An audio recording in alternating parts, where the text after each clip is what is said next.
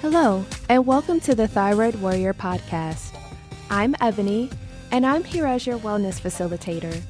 I'm going to be sharing my experiences in managing Hashimoto's disease. I really hope that it'll help you on your personal journey. Keep in mind, however, this does not substitute for medical advice.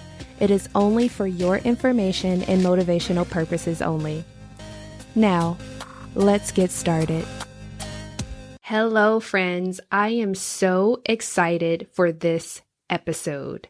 And the reason why I'm so excited is because we are about to talk all about immunity and inflammation. This is definitely something that plagues so many of us. And I recently actually just experienced this yesterday, in which I looked in the mirror and I had a moment in which I didn't really recognize myself. And it's not because of quote unquote weight loss or anything like that. It was really because I could see the inflammation that has gone down. So the puffiness in my face and issues with my joint pain, and even in my ankles and my feet, like my shoes didn't even fit the same. So it's crazy to me how far I've come. And this is another reason why I've been so excited about sharing more about nutrition and breaking things down, because I've learned that so much of what I've lost in terms of not just the weight and the inflammation, but just a lot of the depression and sadness that came along with my thyroid disease, because I have officially and actually learned how to use food in all the right ways, and understanding what foods to eat to keep the inflammation down and to really boost your immune system has also been really helpful. And I'm going to share some of those things with you today on this episode as well. But the first thing that I want to do is start by actually defining, for example, what your immune system is. And basically, it is what keeps the bad things out. And when I say bad things, I mean, bacteria or parasites or anything that could wreak havoc in your body and your skin, your gut, your nose hair, other hair in different orifices. All of those protect us from any type of intruder from coming inside. So that's the first thing. But the other aspect of our immune system that's so incredible to me is the fact that not only does it keep those bad things out, but also it cleans up things. So it's like the absolute best cleaning services you could really and truly get anywhere. It cleans up any dead cells, any potential cancerous cells, anything that's been damaged or just pus or infection. Like, it gets rid of all of that. And if you've ever seen a GI doc or a naturopath, one of the things you might notice is they may in fact ask you for a stool sample. And speaking from experience, close your ears if stuff like this grosses you out. But it's amazing how much pus and or parasitic activity you can actually see in your bowels when you've had any of those things get into your immune system. And let me just say, as a person that's gone through that and has failed miserably collecting stool samples, it's not something that's pretty at all. So appreciate your body for the machine and the impeccable creation that it is, because it works wonders for us. And the way that it gets rid of a lot of those things is through our lymphatic system. So oftentimes you'll hear how important it is to drain our lymphatic system or to help keep things moving along, or even when you go to the doctor and they're examining your lymph nodes to make sure that you don't have any inflammation in those, or like you'll feel it. It feels like little bumps almost, but that's why they're doing that, is they're trying to assess, okay, do you have any blockage? What's going on there? And it's unpleasant sometimes to have them examine those areas. And I'm sure you've experienced that whenever you've had some type of viral infection or a cold. They're usually checking your neck kind of close to like the back of your ears, almost not the back of your ear. Well, in some cases, for some people, that inflammation can go up there that far, but it's so critical just to be able to feel that. So I highly encourage you to check out, just Google search lymph nodes in the body so that you can actually see where they are. So that's definitely something that I've started doing more of. But also, another thing that's really important in your immune system and how it works is not just your lymphatic system, but it's really your circulatory system. So it's making sure that your blood is flowing and everything else is functioning appropriately, because your body has to make sure that it gets rid of anything that's going on the inside that could potentially make you sick. But also, if you do get exposed to said organisms, your body also develops that line of defense to keep those things out. So those are like the basic tenets, so to speak, of how your immune system works. As it relates to additional things, the way that our body kind of protects us is actually through inflammation. So during that process, what's happening is, let's say you get a cut. So you're going to have some type of damage to your cells at that point. And basically your body's like, wait a minute, what's going on? I don't understand this. So what happens during that is your body's going to bring a lot of your immune cells to that site. It's going to produce chemicals, which I won't go into the super duper sciencey background of that, but there are compounds that come together with your white blood cells to go to that site, and it causes inflammation. Why? Because your blood vessels are dilating. Your capillaries they're actually starting to become more permeable, so that those larger items like your white blood cells and just more blood and just all of those like B cells and T cells that we typically hear about that are our immune fighting cells, they're coming to that area. And that's why, especially if you get a paper cut, oh my goodness, those are the worst. But you'll see it gets red and it's swollen. And in some cases, you may even feel heat coming from that area. All of that is indicating that your body is doing what it's supposed to do in order to heal. And that is considered acute, meaning that's your body's first quote unquote line of defense. So it's really just, here I am, you have an infection, you hurt yourself, I'm coming to clean things up, and we'll be good to go. The problem, however, is most of the time your body does its thing. It gets rid of whatever intruder is there. But sometimes that doesn't happen. So your body doesn't go into that mode of like, okay, everything's good, I can go and operate as normal. But you have this almost chronic inflammatory response, meaning, okay, once the trigger for your immune system is gone and your body's fixed it, your body's like, wait a minute, what did it, oh wait, no, I don't think it went away. All the cells aren't gone. So I'm just going to stay on and keep fighting things because that's what I'm supposed to do.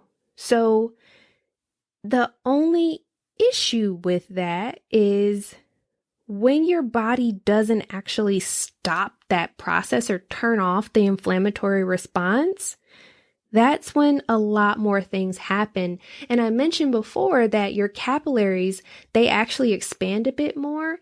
And in that process of expanding, they actually become leaky, which next week we'll talk a lot about that word. Because I know for many of you, you've heard the term quote unquote leaky gut, and you're like, is it a pipe broken? Like, what do you mean leaky gut? Again, I'll talk all about that next week. But for right now, just understanding this in detail and going through it has really been helpful for me to understand that inflammatory response as it relates to having an autoimmune disease, because your body, instead of just attacking an intruder and poof, it's gone, it starts to look at those immune cells or even other cells in your body, and it's like, oh, wait, you're an intruder too. I'm going to get you. I'm coming for you. And that's what's also happening in that whole autoimmune process. So your body's like, ooh, I'm just going to start attacking myself because it's also an intruder. And that's a very simplified way of saying it, but it's kind of what's happening. So to switch from that, however, many people are like, okay, I have inflammation, but how do I get rid of it? So one of the things that I have started doing, as I've said 1,000,001 times already, but I really started paying attention to food because I'm not really the biggest fan of taking medication if I don't have to. So I'm going to try as many natural and holistic remedies as possible first. So naturally, I researched all of it because I was curious. And I am learning that so many of the foods that are quote unquote good for us cover so many different aspects of our overall health. So just to help you with a list of different foods that can help fight inflammation and really support the immune system are things like your wild salmon or flax and hemp oil. And then you might have squash or sweet potatoes and bell peppers.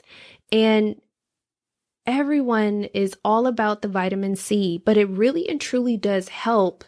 Not necessarily even just from, ooh, I think I have a tickle in my throat, but it has some powerful antioxidant properties that really and truly help our cells and protect them.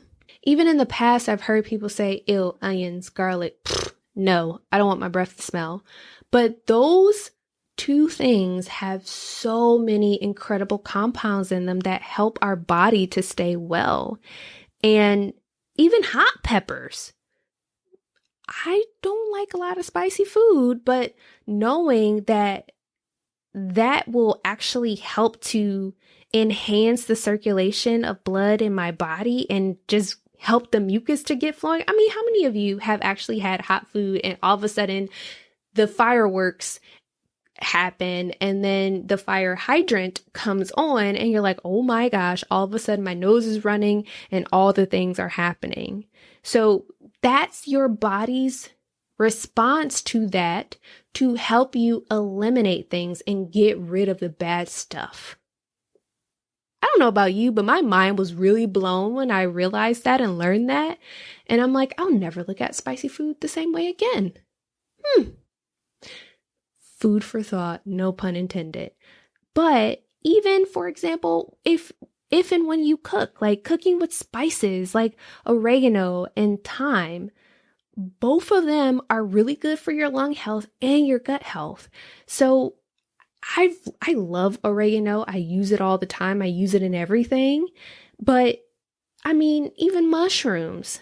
I love mushrooms. Did not realize probably part of the reason why I was like, ooh, more mushrooms, please, is because it helps your immune system. And let's not even stop at the fermented foods. I love them so much, especially pickles and kefir and yogurt, minus all the sugar, of course. But this is why I've put so much of this in my thyroid guide, and I'm giving you guys a lot of nuggets because I just think it's so important for us to know and understand the why behind so much of this. So for me, it's critical to give you this knowledge and help you understand which way to go. Because again, for me, when I first started out, there was hardly anything on the internet about Hashimoto's disease. I mean, granted, there was, but when you're so new to it and you don't know what to search for, you don't know what questions to ask, or even going to the doctor, I'm like, okay, I have this thing. I can't really pronounce it. No one in my family has it. What the heck is going on? And I can't talk about immunity and inflammation without talking about the things that also trigger it. And many of you know I talk about this all the time, but stress is a huge trigger for that inflammatory response. I mean, even when you don't get enough sleep, our bodies repair itself when we sleep. And if we're not getting adequate rest, how can our bodies get rid of the junk?